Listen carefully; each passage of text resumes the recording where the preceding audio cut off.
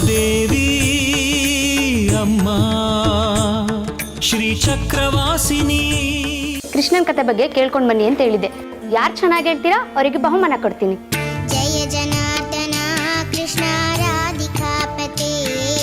ನೋಡಿದ್ರ ಮಕ್ಳ ಹಿರಣ್ಮಯಿ ಎಷ್ಟು ಚೆನ್ನಾಗಿ ಆಡಿದ್ಲು ಅಂತ. ಅದಕ್ಕೆ ಈ ಬಹುಮಾನ ನಿನ್ಗೆ. ಆಡ್ತೀನಿ ಮೇಷ್ರಮ್ಮ, ಇವಳಿಗಿಂತ ಚೆನ್ನಾಗಿ ಆಡ್ತೀನಿ. ಯಾಕೆ ಸಿಟ್ ಮಾಡ್ಕೊಂತೀಯ? ಈ ಬಹುಮಾನನ ನೀನೇ ಇಟ್ಕೋ.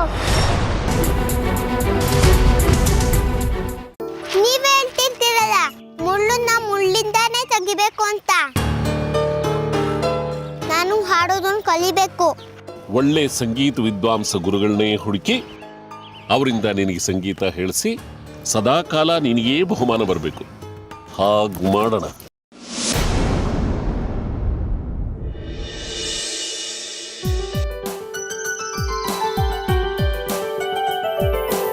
ರೀ, ಈ ಫಲಕಕ್ಕೇನು ಅವಸರ? ಮನೆ ಸಾಮಾನುಗಳನ್ನ ಜೋಡಿಸೋದಕ್ಕೆ ಸ್ವಲ್ಪ ಸಹಾಯ ಮಾಡಬಾರ್ದಾ? ಸೀತಾದೇವಿ, ಫಲಕನ ಮುದುಗುಲು ನೇತು ಹಾಕ್ಬಿಟ್ರೆ ಹೋಗೋ ಬರೋವ್ರ ಕಣ್ಣಿಗೆ ಬೀಳುತ್ತೆ. ಹೊಸ ಊರು, 4-6 ಜನಕ್ಕೆ ಇಲ್ಲಿ ಸಂಗೀತ ಹೇಳ್ಕೊಡ್ತಾರೆ ಅಂತ ಗೊತ್ತಾದ್ರೆ ತಾನೆ ನನ್ನ ಹತ್ರ ಸಂಗೀತ ಕಲಿಯಕ್ ಬರೋದು. ಮನೆ ಸಾಮಾನು ಆಮೇಲೆ ಜೋಡಿಸ್ಕೋಬೋದು ಬಿಡು. ಏನಾರು ಒಂದ್ ಕೆಲಸ ಹೇಳಿದ್ರೆ ಸಾಕು, ಕುಂಟ ನೆಪ ಹೇಳ್ತೀರಾ. ಅಲ್ಲ ರೀ, ಕೆಳಗಡೆ ಜೋಡಿಸೋ ವಸ್ತುಗಳನ್ನ ನಾನು ಜೋಡಿಸ್ತೀನಿ, ಮೇಲೆತ್ತಿಡೋ ವಸ್ತುಗಳನ್ನ ಜೋಡಿಸೋದಕ್ಕೆ ಸ್ವಲ್ಪ ಸಹಾಯ ಮಾಡಿ. ಆಯ್ತಮ್ಮ, ಫಲಕ ನೇತು ಹಾಕಾಯ್ತು, ಬರ್ತೀನಿ ನಡಿ, ಜೋಡಿಸ್ಕೊಡ್ತೀನಿ. ನಮಸ್ಕಾರ.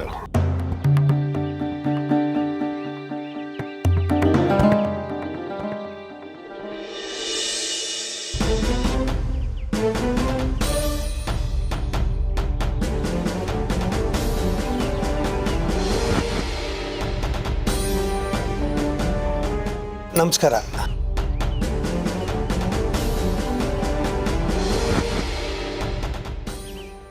ಇಲ್ಲಿ ಸಂಗೀತ ವಿದ್ವಾಂಸ ರಂಗಣ್ಣ ಅಂದ್ರೆ ನಾನೇ, ಸಂಗೀತ ಶಿರೋಮಣಿ, ಸಂಗೀತ ಸಾರ್ವಭೌಮ, ಏಕಮೇವಾದ್ವಿತೀಯ ರಂಗಣ್ಣ ನಾನೇ.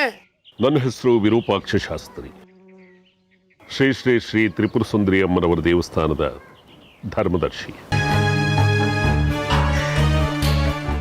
ನೀವಿದಿರಲ್ಲ ಈ ಮನೆ, ಇದು ನಂದೆ. ಹೌದಾ? ಕ್ಷಮಿಸಿ, ಗೊತ್ತಾಗ್ಲಿಲ್ಲ. ಪಂಚಾಕ್ಷರಿಯನವರು ಈ ಮನೆನ ಬಾಡಿಗೆ ಕೊಡ್ಸಿದ್ರು. ಅವನು ನಮ್ಮ ದೇವಸ್ಥಾನದಲ್ಲೇ ಕೆಲಸ ಮಾಡೋನು. ಬನ್ನಿ ಒಳಗಡೆ. ಪರವಾಗಿಲ್ಲ. ಕುಡಿಯೋದಕ್ಕೆ ಪಾನ್ಕ ಮಜ್ಜಿಗೆ ಏನಾದ್ರು? ಅವ್ರಿಗೆ ನಾನೇನು ಸೇವಿಸೋದಿಲ್ಲ. ಅಂದಾಗೆ ನಾನು ನಿಮ್ಮ ಹತ್ರ ಒಂದು ಸಹಾಯ ಕೇಳೋದು ತಂದೆ. ಅಗತ್ಯವಾಗಿ ಹೇಳಿ. ಇವಳು ನನ್ನ ಮೊಮ್ಮಗಳು ಸೌಗಂಧಿಕ. ಇವಳಿಗೆ ಸಂಗೀತ ಕಲಿಬೇಕು ಅನ್ನೋದು ಬಹಳ ಆಸೆ ಇದೆ. ಇವಳಿಗೆ ನೀವೇ ಸಂಗೀತ ಪಾಠ ಮಾಡಬೇಕು ಅನ್ನೋದು ನನ್ನ ಕೋರಿಕೆ. ಅಗತ್ಯವಾಗಿ ಮಾಡೋಣವಂತೆ. ಏನಮ್ಮ ಪುಟ್ಟಿ, ಇದಕ್ಕೂ ಮುಂಚೆ ನಿನಗೆ ಯಾರ ಹತ್ರನಾದ್ರೂ ಸಂಗೀತ ಪಾಠ ಆಗಿದೆಯೋ? ಆಗಿದ್ರೆ ನಿಮ್ಮ ಹತ್ರ ಯಾಕೆ ಬರ್ತಿದ್ದೆ?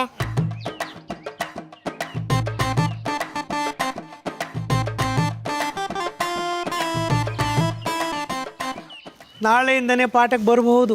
ತಿಂಗಳಿಗೆ ಏನು ತಗೊಳ್ತೀವಿ ಪಾಠ ಹೇಳೋದಕ್ಕೆ? ಇರ್ಲಿ, ಪರವಾಗಿಲ್ಲ. ನಿಮ್ಮ ಮನೆಯಲ್ಲೇ ಬಾಡಿಗೆಗಿದ್ದೀವಿ. ಬಾಡಿಗೆ ಕೊಡ್ತಾ ಇದ್ರಲ್ಲ, ನಾನು ಯಾರ ಹಂಗಲ್ಲೂ ಇರೋದಕ್ಕೆ ಇಷ್ಟಪಡೋದಿಲ್ಲ. ಏನು ಕೊಡಬೇಕು ಅಂತ ಹೇಳಿದ್ರೆ ಅದಕ್ಕಿಂತ ಹೆಚ್ಚಿಗೆನೇ ಕೊಡ್ತೀನಿ.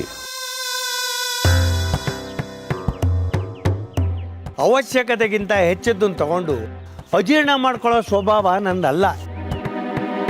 ತಿಂಗಳಿಗೆ 150 ರೂಪಾಯಿ, ಪ್ರತಿದಿನ ಸಂಜೆ 4 ಗಂಟೆಗೆ ಪಾಠ. ನಾನು ಇಲ್ಲಿಗೆ ಬರಲ್ಲ, ನೀವೇ ನಮ್ಮ ಮನೆಗೆ ಬಂದು ಪಾಠ ಹೇಳ್ಕೊಡಿ.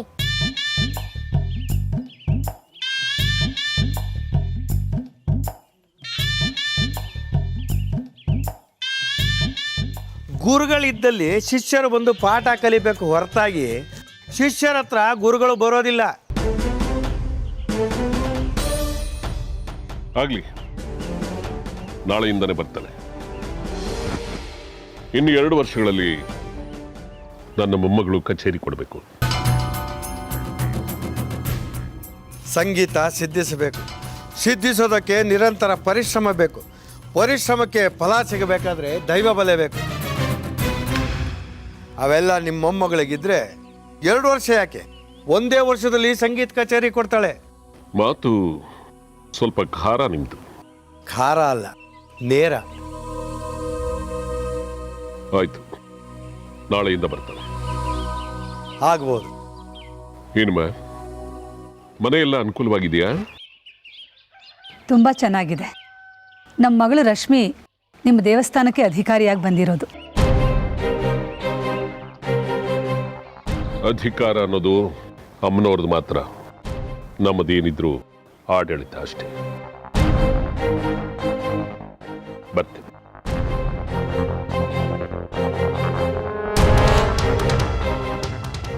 ಮನುಷ್ಯನಿಗೆ ಅಹಂಕಾರ ಸ್ವಲ್ಪ ಜಾಸ್ತಿ ಅನ್ಸುತ್ತೆ. ನಮ್ಮ ಪಾಡಿಗೆ ನಾವು ಇದ್ಬಿಟ್ರೆ ಒಳ್ಳೇದು.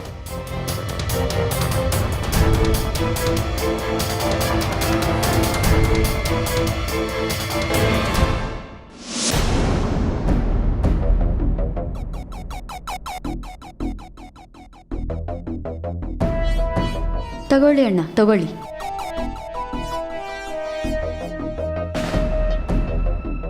ಕಲ್ಯಾಣಿ ಅಂದ್ರೆ ನೀನೇನಾ? ಹೌದು ಸಾಹೇಬ್ರೆ. ನೆನ್ನೆ ರಾತ್ರಿ 2 ಕೊಲೆ ನಡೆದಿದೆ. ಊರು ಹೊರಗಿರೋ ಕಾಡ್ದಾರಿಯಲ್ಲಿ ನೀನು ಅಲ್ಲಿದ್ದೆ ಅಂತ ದೂರು ಬಂದಿದೆ. ಏನಾಯ್ತು ಅಂತ ಸ್ವಲ್ಪ ವಿವರವಾಗಿ ಹೇಳ್ತೀಯಾ? ಏಯ್, ಬರ್ಕೊಳ. ನಿನ್ನೆ ವಿಶೇಷ ಪೂಜೆ ಇತ್ತು. ಮನೆಗೆ ಹೋಗೋ ಅಷ್ಟರಲ್ಲಿ ಸ್ವಲ್ಪ ತಡ ಆಗಿತ್ತು. ಕತ್ಲಲ್ಲಿ ನಾನು ಹೋಗ್ಬೇಕಾದ್ರೆ ಅವರಿಬ್ರು ನನ್ನನ್ನು ಬಂದು ಅಡ್ಡ ಹಾಕಿದ್ರು.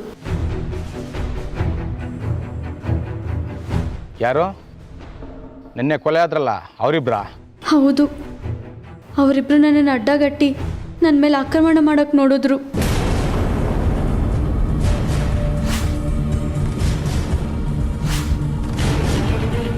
ಆಕ್ರಮಣ ಅಂದರೆ ದುಡ್ಡುಗೋಸ್ಕರನ ಅಥವಾ? ದುಡ್ಡುಗೋಸ್ಕರ ಅಲ್ಲ ಸಾಹೇಬ್ರೆ, ನನ್ನ ಬಲಾತ್ಕಾರ ಮಾಡೋದಕ್ಕೆ. ಯಾವಾಗಲೂ ಮನೆಗೆ ನೀನೊಬ್ಳೇ ಹೋಗ್ತೀಯಾ? ಹೌದು ಸಾಹೇಬ್ರೆ. ತಪ್ಪಲ್ವಮ್ಮ? ಹೆಣ್ಮಕ್ಳು ಒಬ್ಬೊಬ್ಬರೇ ಅಷ್ಟೊತ್ತಲ್ಲಿ ಓಡಾಡ್ತಾರ? ನಂಗೆ ಯಾರೂ ಜೊತೆ ಇಲ್ಲ. ಮನೇಲಿರೋದು ಅಜ್ಜಿ ಒಬ್ಬರೇ. ಈ ಊರಲ್ಲಿ ಎಲ್ರಿಗೂ ನನ್ನ ಕಂಡ್ರೆ ಗೌರವ ಇದೆ, ಆದರೆ ಇವ್ರು ಮಾತ್ರ ಹಾಗಾಗಿ ನನ್ನ ಅಂಗಡಿಗೆ ಬಂದು ತೊಂದರೆ ಕೊಡ್ತಿದ್ರು. ಆದರೆ ನೆನ್ನೆ ನೀನು ಅವ್ರನ್ನ ಕೊಂದ್ಬಿಟ್ಯಾ? ಅಯ್ಯಯ್ಯೋ, ಇಲ್ಲ ಸಾಹೇಬ್ರೆ, ನಾನು ಅವ್ರನ್ನ ಕೊಂದಿಲ್ಲ. ಅವರು ನನ್ನ ಮೇಲೆ ಆಕ್ರಮಣ ಮಾಡಕ್ಕೆ ಬಂದು ನನಗೆ ಹೊಡೆದ್ರು. ನನ್ನ ಜ್ಞಾನ ತಪ್ಪು ಬಿದ್ದೋದೆ.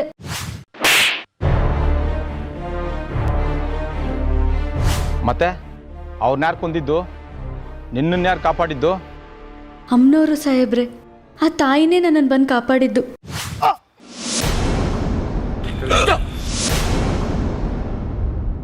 ಅವಳೇ ಆ ಇಬ್ಬರು ದುಷ್ಟರಿಗೆ ಶಿಕ್ಷೆ ಕೊಟ್ಟಿದ್ದು. ಈ ಊರಿಗೆ, ನಮ್ಮ ಈ ದೇವಸ್ಥಾನಕ್ಕೆ ಹೊಸದಾಗೊಬ್ರು ಮುಜರಾಯಿ ಇಲಾಖೆಯಿಂದ ಅಧಿಕಾರಿ ಬಂದಿದ್ದಾರೆ. ಅವ್ರ ಹೆಸರು ರಶ್ಮಿ ಅಂತೆ.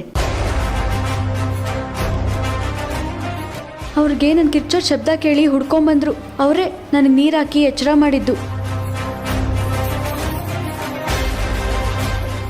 ಅವರೇ ಹೇಳಿದ್ದು, ತ್ರಿಶೂಲ ಹಿಡ್ಕೊಂಡು ಯಾರೋ ಹೋಗ್ತಿದ್ರು, ಅವ್ರ ತ್ರಿಶೂಲ ಎಲ್ಲ ರಕ್ತ ಆಗಿತ್ತು ಅಂತ. ಹಾಗಾದ್ರೆ ನೀನು ಕೊಲೆ ಮಾಡಿದ್ದು ನೋಡಿಲ್ಲ, ಅಮ್ಮನವ್ರೇ ನೀನು ಕಾಪಾಡಿದ್ದ? ಹೌದು ಸಾಹೇಬ್ರೆ. ತ್ರಿಶೂಲ ಧಾರಿಣಿ ಅಂದರೆ ಆ ತಾಯಿ ಒಬ್ಳೆ. ಬೇರೆ ಇನ್ಯಾರಾಗೋದಕ್ಕೂ ಸಾಧ್ಯ ಇಲ್ಲ. ಆ ಮಹಾತಾಯಿನೇ ನನ್ನನ್ನು ಕಾಪಾಡಿದ್ದು. ಎಲ್ಲ ಬರ್ಕೊಂಡಣ್ಣ? ಬರ್ತೀನಿ ಸರ್. ರಶ್ಮಿನವರಲ್ಲಿದ್ದಾರೆ? ಆ ಕಡೆ ಇದ್ದಾರೆ.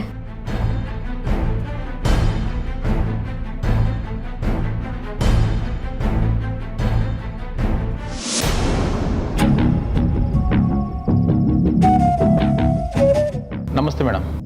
ನಮಸ್ತೆ, ಬನ್ನಿ.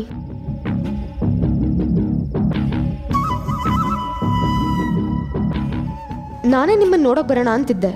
ನಾನು ನಿಮ್ಮ ಸ್ಟೇಷನ್ ಹತ್ರ ಬಂದಿದ್ದಾಗ ನೀವಿರಲಿಲ್ಲ. ಹೌದು, ರೌಂಡ್ಸ್ಗೆ ಹೋಗಿದ್ದೆ, ಹಾಗೆ ಮನೆಗೆ ಹೋದೆ. ನೀವು ಸರ್ಕಾರಿ ಅಧಿಕಾರಿಗಳು, ನಮ್ಮದು ಸರ್ಕಾರಿ ಸೇವೆ. ನಿಮಗೆ ವಿಶೇಷವಾಗಿ ಏನು ಹೇಳೋದು ಬೇಕಿಲ್ಲ ಅನಿಸುತ್ತೆ. ಘಟನೆ ವಿವರಗಳು ಹೇಳಿದ್ರೆ ಆಯಿತು. ಆಮೇಲೆ ನಿಮ್ಮನ್ನು ವಿಚಾರಣೆ ಕರೆದಾಗ ಬರಬೇಕಾಗತ್ತೆ. ನನ್ನ ಇಲಾಖೆ ಮುಜರಾಯಿನೇ ಆದರೂ ನನಗೆ ಪೊಲೀಸ್ ಇಲಾಖೆ ಬಗ್ಗೆ ಚೆನ್ನಾಗಿ ಗೊತ್ತು. ನಾನು ಹೇಳ್ತೀನಿ, ಕೇಳಿಸ್ಕೊಳ್ಳಿ.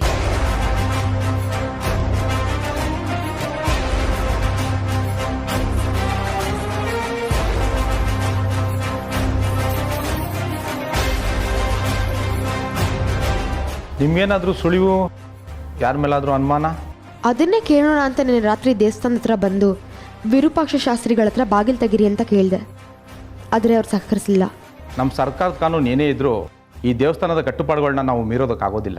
ಇವ್ರುಗಳನ್ನ ವಿಶ್ವಾಸಕ್ಕೆ ತೊಗೊಂಡೆ ನಾವು ಕೆಲಸ ಮಾಡಬೇಕಾಗತ್ತೆ.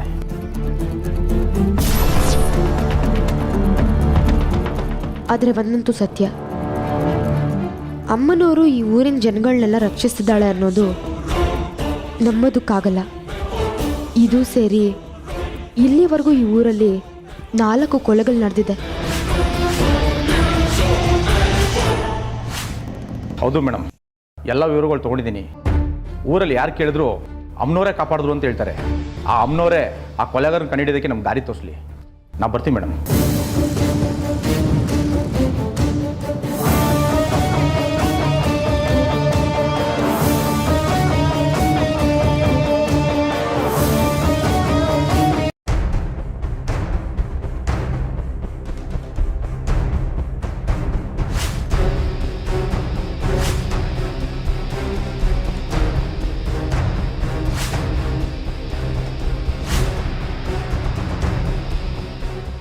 ಇಡೀ ದೇವಸ್ಥಾನನ ಇಂಚಿಂಚು ಪತ್ತೆ ಹಚ್ಚಿದ್ದೀನಿ.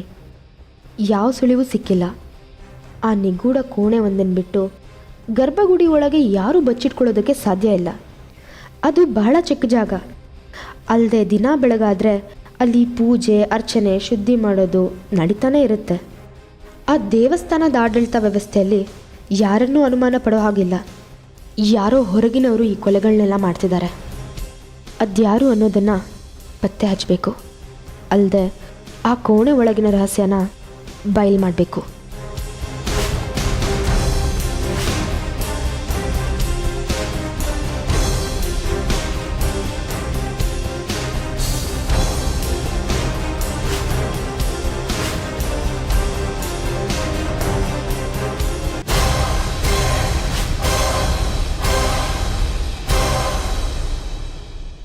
ಏ ಸಿದ್ದರಾಜು, ಪಾತ್ರೆ ತಗೊಂಬ ಪ್ರಸಾದಕ್ಕೆ. ಪಂಚಾಕ್ಷರಿ ಅವರೇ, ಒಂದು ನಿಮಿಷ ಬನ್ನಿ. ಹೇಳಿ. ಅದ್ರೊಳಗಡೆ ಏನಿದೆ ಅಂತ ನಿಮಗೆ ನಿಜವಾಗ್ಲೂ ಗೊತ್ತಿಲ್ವಾ? ಅದು ನನಗೆ ಗೊತ್ತಿಲ್ಲ ಅಮ್ಮವ್ರೆ. ದೇವಸ್ಥಾನದ ಆಸ್ತಿ ಒಟ್ಟು ಎಷ್ಟಿದೆ ಅಂತ ಪಟ್ಟಿ ಮಾಡಬೇಕಿತ್ತು, ಅದಕ್ಕೆ ಕೇಳಿದೆ. ಅದ್ರ ಬೀಗದ ಕೈ ಎಲ್ಲಿದೆ? ದೇವಸ್ಥಾನದ ಎಲ್ಲ ಬೀಗಕ್ಕೇನು ನಮ್ಮ ಹತ್ರನೇ ಇರ್ತವೆ. ಆದರೆ ಇದ್ರದ್ದು ಮಾತ್ರ ನನ್ನ ಹತ್ರ ಇಲ್ಲ. ಗರ್ಭಗುಡಿದು ವಿರೂಪಾಕ್ಷ ಶಾಸ್ತ್ರಿಗಳ ಹತ್ರನೇ ಇರುತ್ತೆ. ಅವತ್ತಿನ ಅರ್ಚಕರು ಯಾರು ಪೂಜೆ ಮಾಡ್ತಾರೋ ಅವರೇ ಖುದ್ದಾಗಿ ಅವ್ರ ಮನೆಗೆ ಹೋಗಿ ಆ ಬೀಗದ ಕೈ ನೆಸ್ಕೊಂಬಂದು ಪೂಜೆ ಮಾಡ್ತಾರೆ. ಮತ್ತೆ ಅದರೊಳಗಡೆ ಏನಿದೆ ಅನ್ನೋದು ನಾನು ನೋಡೋದು ಹೇಗೆ? ಅದನ್ನು ನಮ್ಮ ಯಜಮಾನ್ರ ಹತ್ರನೇ ಕೇಳಬೇಕು ಅಮ್ಮವ್ರೆ. ಇಲ್ಲಾಂದರೆ ವರ್ಷಕ್ಕೊಂದ್ಸಾರಿ ಅಮ್ಮನವ್ರ ಉತ್ಸವ ಆಗುತ್ತಲ್ಲ, ಅಲ್ಲಿವರೆಗೂ ಕಾಯಬೇಕು. ಆಗ ದೇವಸ್ಥಾನ ಎಲ್ಲ ಶುದ್ಧಿ ಮಾಡಬೇಕಲ್ವಾ, ಆಗ ತೆಗಿತಾರೆ. ಆದರೆ ಅದಕ್ಕಿನ್ನೂ ತುಂಬ ಸಮಯ ಇದೆ. ಕಳೆದ ತಿಂಗಳೇ ಉತ್ಸವ ಮುಗಿದೋಯ್ತು. ಹೋಗ್ಲಿ, ನಿಮಗೆ ಗೊತ್ತಾ ಒಳಗಡೆ ಏನೇನಿದೆ ಅಂತ? ಹೇಳಿ, ಪಟ್ಟಿ ಮಾಡ್ಕೋತೀನಿ. ಅದೇ ಅಮ್ಮವ್ರೆ, ಆಗಲೇ ಹೇಳಿದ್ನಲ್ಲ, ಈ ದೇವಸ್ಥಾನ ಪಾತ್ರೆ ಪಗಡೆ ಇಂಥವನ್ನೇ ನಾನು ನೋಡಿರೋದು. ಅಮ್ಮನವ್ರಿಗೆ ಸಂಬಂಧಪಟ್ಟ ಹಾಗೆ ಇನ್ನೇನಾದರೂ ಇದೆಯಾ ಪಾತ್ರೆಗಳನ್ನ ಬಿಟ್ಟು? ನೆನಪಿಸ್ಕೊಳ್ಳಿ.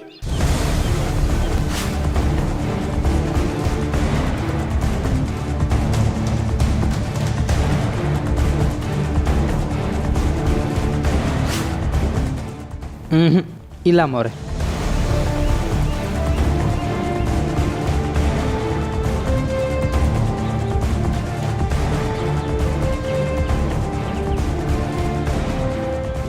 ಅಮ್ಮನವ್ರು ಗುಡಿಸಿದ ಸೀರೆಗಳು, ಹರಾಜಾಗದೆ ಉಳಿದಿರೋ ವಸ್ತುಗಳು, ಅಮ್ಮನವ್ರಿಗೆ ತೊಡಸ್ದೇ ಇರೋ ಹಳೆ ಕಿರೀಟಗಳು, ಇಂಥವೇ ಇರೋದು ಅಮ್ಮವ್ರೆ.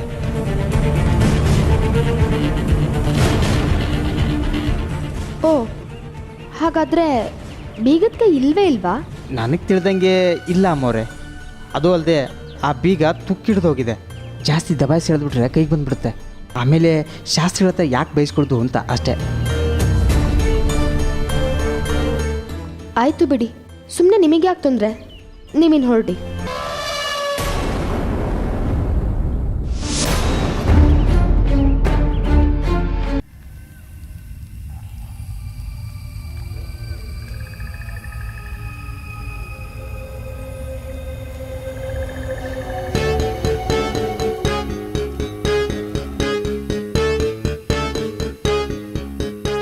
ರಶ್ಮಿ ಇನ್ನೂ ಮಲಗಿಲ್ವೇನೆ?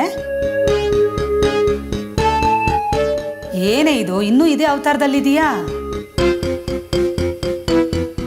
ಅಮ್ಮ, ಅದು ಇನ್ನೊಂದು ಸ್ವಲ್ಪ ಬರೆಯೋ ಕೆಲಸ ಇದೆ. ನೀವು ಹೋಗಿ ಮಲ್ಕೊಳ್ಳಿ, ನನ್ನ ಕೆಲಸ ಮುಗಿಸ್ಕೊಂಡು ಆಮೇಲೆ ಮಲ್ಕೋತೀನಿ. ಸರಿ ಹೋಯ್ತು, 3 ಹೊತ್ತು ಕೆಲಸ ಇದ್ದಿದ್ದೆ. ಬೆಳಗ್ಗೆ ಮಾಡ್ಕೊಳ್ಳುವಂತೆ ಮಲಕ್ಕೆ ಹೋಗಮ್ಮ. ಈಗ ದೇವಸ್ಥಾನದಲ್ಲೂ ಕೆಲಸ, ಮನೆಯಲ್ಲೂ ಕೆಲಸ, ಕೊಡೋ ಸಂಬಳ ಮಾತ್ರ ಒಂದೇ. ಅಪ್ಪ, ನಿಮಗೆ ಗೊತ್ತಲ್ವಾ, ನನ್ನ ಸಂಬಳಕ್ಕೋಸ್ಕರ ಅಲ್ಲ ಕೆಲಸ ಮಾಡ್ತಿರೋದು. ಮೊದಲಿಂದನೂ ನನಗಿಷ್ಟ ಬಂದಿದ್ದ ಕೆಲಸನೆಲ್ಲ ನೀವು ಮಾಡಕ್ಕೆ ಬಿಟ್ಟಿದ್ದೀರಾ. ಇವಾಗ ಯಾಕೆ ಸುಮ್ಮನೆ ತಕರಾರು ಮಾಡ್ತಿದ್ದೀರಾ? ತಕರಾರಲ್ಲ ಕಣೆ, ಆತಂಕ. ನಮ್ಗಿರೋಳು ನೀನೊಬ್ಳೆ ಮಗಳು. ಪಟ್ಟಣದಲ್ಲಿದ್ದಾಗ ಯಾವ ಸಮಸ್ಯೆನೂ ಇರ್ತಿರ್ಲಿಲ್ಲ. ಈಗ ಇಲ್ಲಿ ನೋಡಿದ್ರೆ ನೀನೇನೋ ಸಾಹಸ ಮಾಡ್ತೀನಿ ಅಂತ ಎಲ್ಲ ಮೈ ಮೇಲೆ ಎಳ್ಕೊಂಡಿದೀಯ. ಅದಕ್ಕೆ ಭಯ.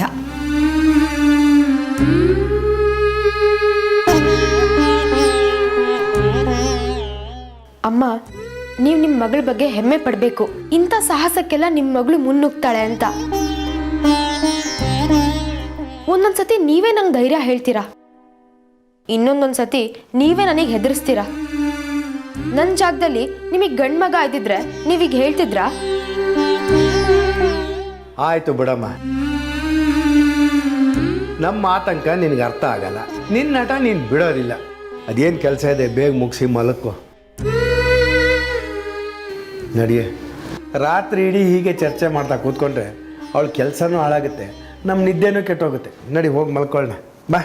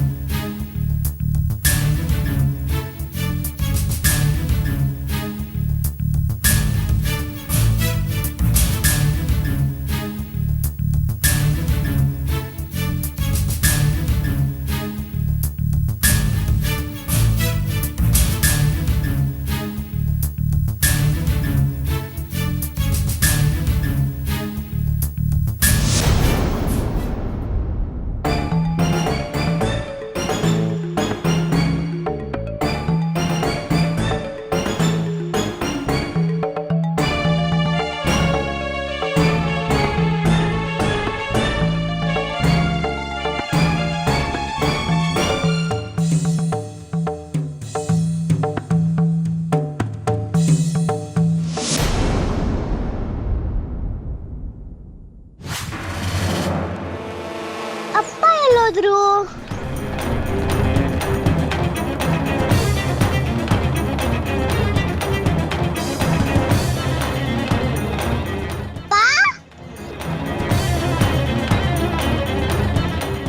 ಅಪ್ಪ, ಅಪ್ಪ,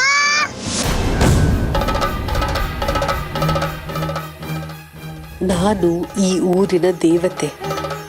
ಊರನ್ನ ಕಾಯೋದೇ ನನ್ನ ಕಾಯಕ. ದುಷ್ಟರನ್ನ ಸದೆಬಡಿಯೋದೇ ನನ್ನ ಕೆಲಸ. ಎಲ್ಲಿ ಅನ್ಯಾಯ ನಡೆಯುತ್ತೋ ಅಲ್ಲೆಲ್ಲ ನಾನು ಪ್ರತ್ಯಕ್ಷ ಆಗಿ ಅನ್ಯಾಯ ಮಾಡಿದವರಿಗೆ ಶಿಕ್ಷೆ ಕೊಡ್ತೀನಿ. ಕೇಡಿಗರೆಲ್ಲ ರಾತ್ರಿ ಹೊತ್ತಲ್ಲೇ ತಮ್ಮ ಕೆಟ್ಟ ಕೆಲಸಗಳನ್ನ ಮಾಡೋದು. ಅದಕ್ಕೆ ನಾನು ರಾತ್ರಿಯೆಲ್ಲ ಗಸ್ತು ತಿರುಗ್ತೀನಿ. ಊರನ್ನ ಕಾಯ್ತೀನಿ, ಊರ್ ಜನಗಳನ್ನ ಕಾಯ್ತೀನಿ. ಬಿಡಲ್ಲ, ಕೆಟ್ಟ ಕೆಲಸ ಮಾಡೋರನ್ನ ಬಿಡಲ್ಲ.